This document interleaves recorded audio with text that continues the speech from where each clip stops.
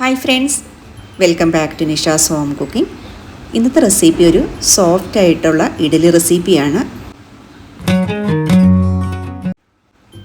അപ്പോൾ ഇങ്ങനെ നല്ല സോഫ്റ്റ് ആയിട്ടുള്ള ഇഡ്ഡലി ഉണ്ടാക്കാനായിട്ട് നമുക്ക് മാവ് നല്ലപോലെ പതഞ്ഞു പൊങ്ങി വരണം.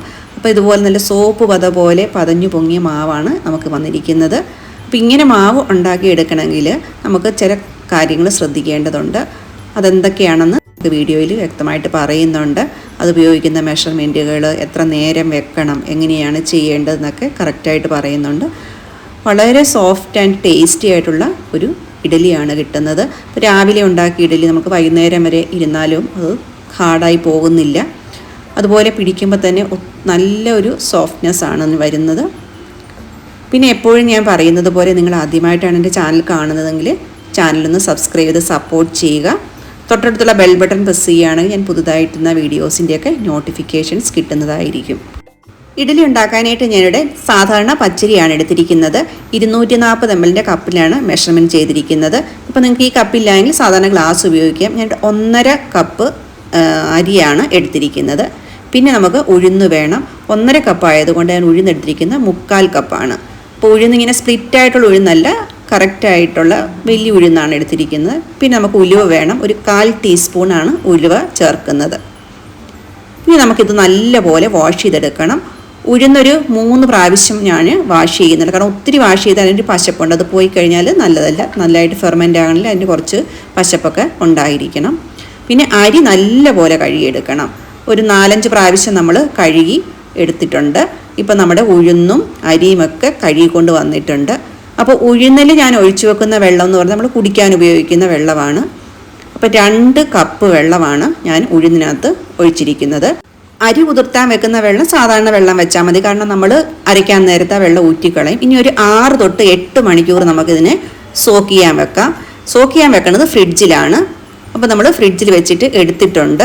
അരി വേണമെങ്കിൽ പുറത്ത് വെച്ചാലും കുഴപ്പമില്ല, പക്ഷേ ഉഴുന്ന് നമുക്ക് ഫ്രിഡ്ജിൽ തന്നെ വെക്കണം. അപ്പോൾ നമ്മൾ ഒരു മിക്സിയിലോട്ട് ഇട്ടിട്ട് അരയ്ക്കാൻ തുടങ്ങാം. അപ്പോൾ നമ്മൾ 2 കപ്പ് വെള്ളമാണ് ഞാനിത് കുതിർത്താൻ വെച്ചിരിക്കുന്നത്. അപ്പോൾ ഉഴുന്ന് അരച്ചതിന് ശേഷം ബാക്കിയുള്ള വെള്ളം കൊണ്ട് വേണം നമുക്ക് അരി അരയ്ക്കാനായിട്ട്.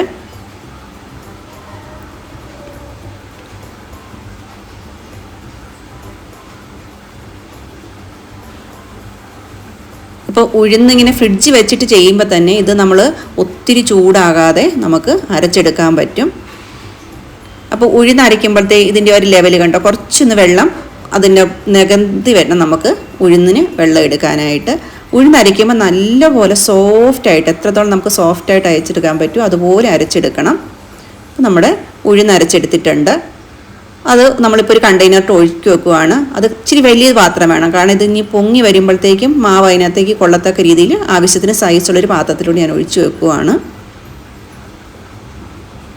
ഇനി നമുക്ക് സെയിം ജാറിൽ തന്നെ അരിയും അരച്ചെടുക്കാം. അപ്പോൾ ഇനി അരിയിലെ വെള്ളം നമ്മൾ ഒട്ടും എടുക്കുന്നില്ല. ശരിക്കും വെള്ളമെല്ലാം മാറ്റിയിട്ടാണ് അരി അരയ്ക്കാൻ തുടങ്ങുന്നത്.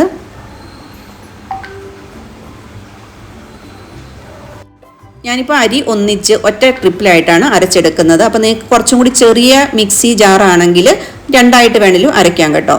പിന്നെ അരി പുറത്ത് വെച്ചാലും കുഴപ്പമില്ല എന്ന് പറയുന്നതെന്ന് വെച്ചാൽ നമ്മൾ അരി ഒത്തിരി അങ്ങ് അരയ്ക്കുന്നില്ല. നമുക്ക് കുറച്ച് അരയ്ക്കുമ്പോൾ തന്നെ ആവശ്യത്തിനാകുന്നുണ്ട്. കാരണം ചെറിയ തരിതരിയോട് വേണം നമ്മൾ അരച്ചെടുക്കാനായിട്ട്.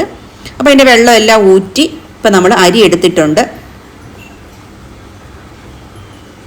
ഇനി നമ്മൾ ഇതിനകത്തോട്ട് ചേർത്ത് കൊടുക്കുന്ന വെള്ളം നമുക്ക് നേരത്തെ ഉഴുന്നിന് ചേർത്തതിന് മിച്ചമുള്ള വെള്ളമാണ് ചേർത്ത് കൊടുക്കുന്നത്. ഇനി നമുക്ക് കുറച്ച് ചോറും കൂടി വേണം. 3/4 കപ്പ് ചോറാണ് എടുക്കുന്നത്. അപ്പോൾ 1.5 കപ്പ് റൈസിന് 3/4 കപ്പ് ഉഴുന്ന്, 3/4 കപ്പ് ചോറും. പിന്നെ ബാക്കി നമ്മൾ മിച്ചം ഉണ്ടായിരുന്ന വെള്ളം മാത്രമേ ഞാൻ ചേർക്കുന്നുള്ളൂ. അപ്പോൾ നമുക്കിതും അരച്ചെടുത്തുകൊണ്ട് വരാം. അപ്പോൾ ഇത് അരയ്ക്കുമ്പോഴത്തേക്കും ചെറിയ തരിയോട് കൂടിയാണ് അരയ്ക്കുന്നത്. അപ്പോൾ ഇഡലിക്ക് എപ്പോഴും ആ ഒരു ചെറിയ തരിയോടുകൂടി അരയ്ക്കുമ്പോഴാണ് ഇഡലി നല്ല രസമായിട്ട് നമുക്ക് സോഫ്റ്റ് ആയിട്ടുള്ള ഇഡലി കിട്ടുന്നത്. ആ നീട്ടമൊക്കെ ഒത്തിരി നീട്ടി അരയ്ക്കേണ്ട ആവശ്യമില്ല. അപ്പോൾ നമ്മൾ ഈ ഉപയോഗിച്ച വെള്ളം 2നും അരയ്ക്കാനായിട്ട് തികഞ്ഞിട്ടുണ്ട്. പിന്നെ വെള്ളമൊന്നും ചേർക്കേണ്ടി വന്നിട്ടില്ല. ഇനി നമ്മൾ മിക്സി ജാറിനകത്ത് മാവ് മൊത്തം വടിച്ചെടുക്കണം.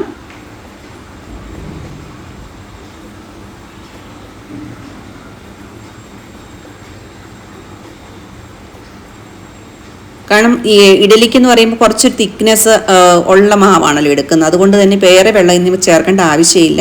മിക്സി വടിച്ചെടുത്തിട്ട് ബാക്കി കഴുകിയെടുക്കേണ്ട ആവശ്യമില്ല. അത്രമാത്രം വെള്ളം മതി. പിന്നെ ഇതിനകത്തോട്ട് ഉപ്പ് ആവശ്യത്തിന് ചേർത്ത് കൊടുക്കാം. ഞാനിപ്പോൾ കല്ലുപ്പാണ് ഇവിടെ ഉപയോഗിക്കുന്നത്. നിങ്ങൾക്കിപ്പോൾ കല്ലുപ്പില്ല എങ്കിൽ പൊടിയുപ്പ് ഉപയോഗിക്കാം. ഏകദേശം ഒരു 3/4 ടീസ്പൂൺ ഉപ്പിട്ട് കൊടുക്കുന്നുണ്ട്. ഇനി അടുത്ത പ്രോസസ്സ് എന്ന് പറയുന്നത് ഇതിനെ നല്ലപോലെ നമുക്ക് മിക്സ് ചെയ്തെടുക്കണം. അത് നമുക്ക് കൈകൊണ്ട് തന്നെ മിക്സ് ചെയ്യണം. നമ്മൾ പണ്ട് ആട്ടുകല്ലിലൊക്കെ അരയ്ക്കുമ്പോഴത്തേക്കും എങ്ങനെയാണോ കൈകൊണ്ട് ആ ഒരു മിക്സിങ് ഉണ്ടല്ലോ, ആ രീതിയിൽ നമുക്കൊരു 5 മിനിറ്റ് നേരമെങ്കിലും നല്ലപോലെ ഇത് മിക്സ് ചെയ്ത് കൊടുക്കണം.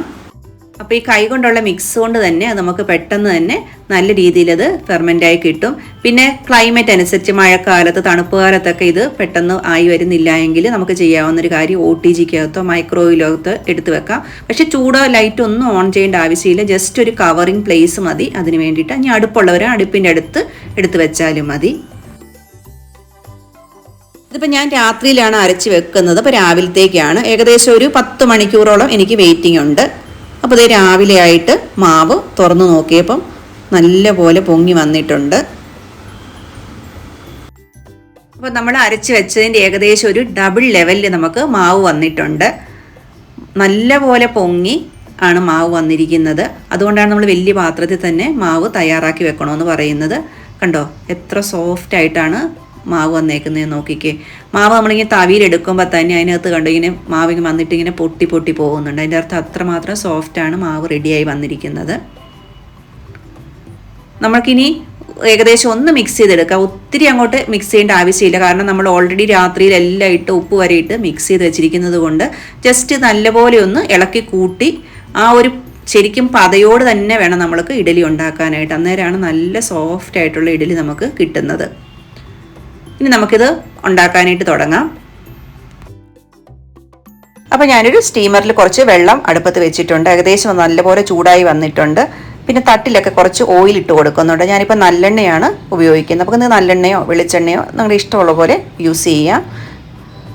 ഏതെണ്ണ വേണമെങ്കിലും കുഴപ്പമില്ല. പക്ഷേ ഇച്ചിരി എണ്ണ ഇട്ട് കൊടുക്കുന്നതാണ് നല്ലത്. അപ്പോൾ നല്ലപോലെ ഒന്ന് സ്പ്രെഡ് ചെയ്ത് കൊടുത്തിട്ട് നമുക്ക് ഇനി അടുപ്പത്തോട്ട് വെച്ച് മാവ് കോരി ഒഴിക്കണം.